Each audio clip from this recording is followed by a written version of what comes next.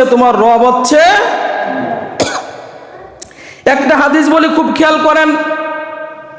মুহাম্মদুর রাসূলুল্লাহ সাল্লাল্লাহু আলাইহি সাল্লাম বলেন, মান ক্বালা রাদিতু বিল্লাহি রাব্বা ওয়া বিল ইসলামি দীনা ওয়া বি মুহাম্মাদির রাসূলা ওয়াজাবাত লাহুল জান্নাহ।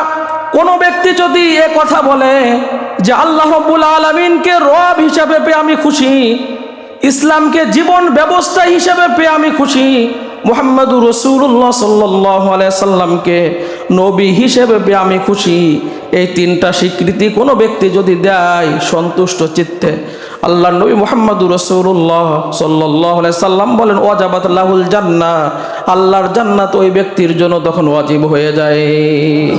তাহলে আমার সাথে সবাই গলা ছেড়ে দিয়ে বলেন আমাদের রবকে, আমরা এই রবকে রব পেয়ে কি খুশি?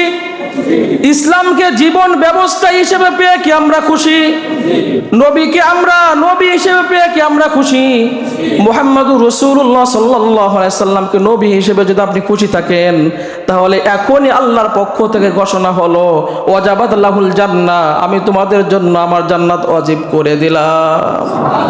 তাহলে আমার সাথে পড়েন রাদিতু বিল্লাহি রাব্বা ওয়া বিল ইসলামি দীনা ওয়া বি মুহাম্মাদির রাসূলা।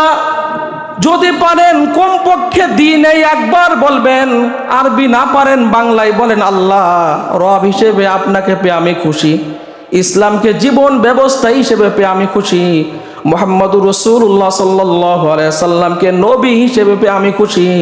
আল্লাহ রাব্বুল আলামিনের কাছে দৈনিক একবার বাংলায় হলেও আপনি বলেন, আল্লাহ রাব্বুল আলামিন বলেন আরশে আজিম থেকে আমার ঘোষণা হলো ওয়াজাবাত লাহুল জান্নাহ, আমার জান্নাত ওয়াজিব তোর জন্য।